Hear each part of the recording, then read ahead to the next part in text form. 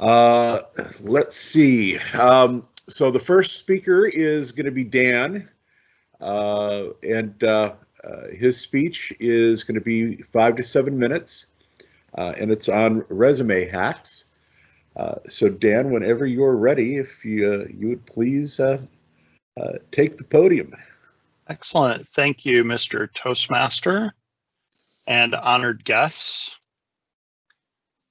I have been using a couple different applications to look at ways to get my resume noticed and to provide this information to other people in my network.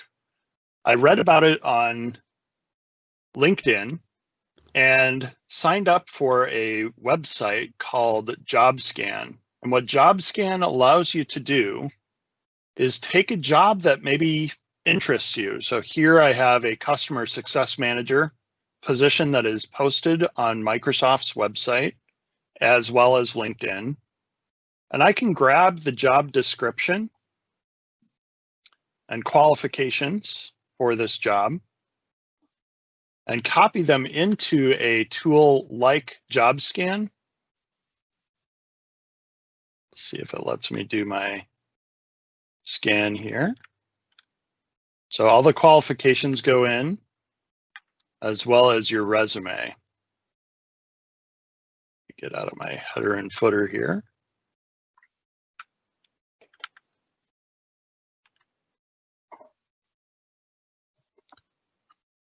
Then what JobScan does for you is takes a look at what you have listed versus what the job description either requires or the types of things they're looking for, and gives you information about how to maybe hone your resume to fit a job that you're looking at. So if you wanted to be a customer success manager at Microsoft, they're looking for skills, highlighted skills, soft skills that might be part of the job description that you would want to look at. I don't have customer, business, teams, success, workloads, or usage in my job resume for this, but it gives you suggestions on either looking for jobs or honing your resume into something that would be more likely to get picked up by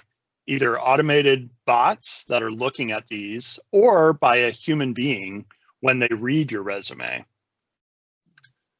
The other thing that I read that I thought was super interesting online was using the Microsoft header and footer feature.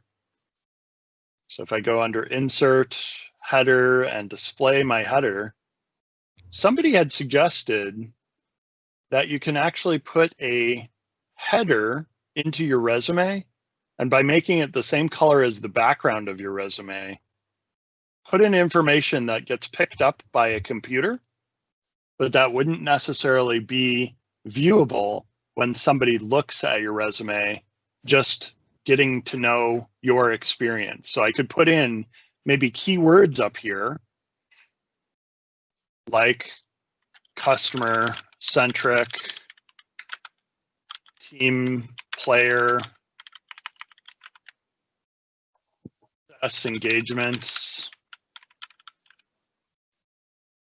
whatever keywords or sentences that I want to put in, multiple success engagements with customers.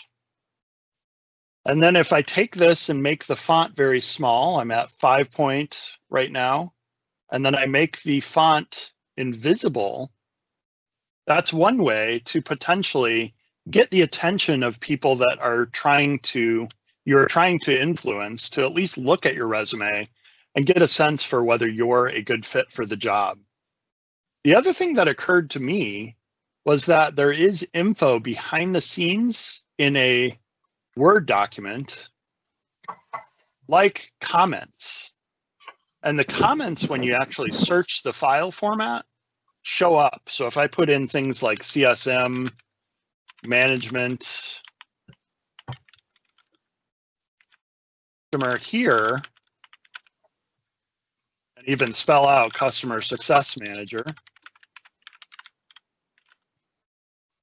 adoption, or other words, those keywords, either as tags or comments, become part of the file that can then be searched and found when I have the file closed. So if I close my resume here,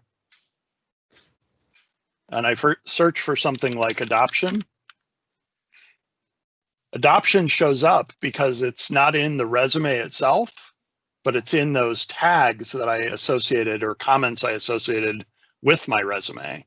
If I upload the Word version of my resume, I'm more likely for programs that are just looking for matches, looking for skills or requirements or terms that I used to find my resume, because it's part of either that header that's invisible or the comments and the fields that are hidden, but that are still scanned from a standpoint of the file format.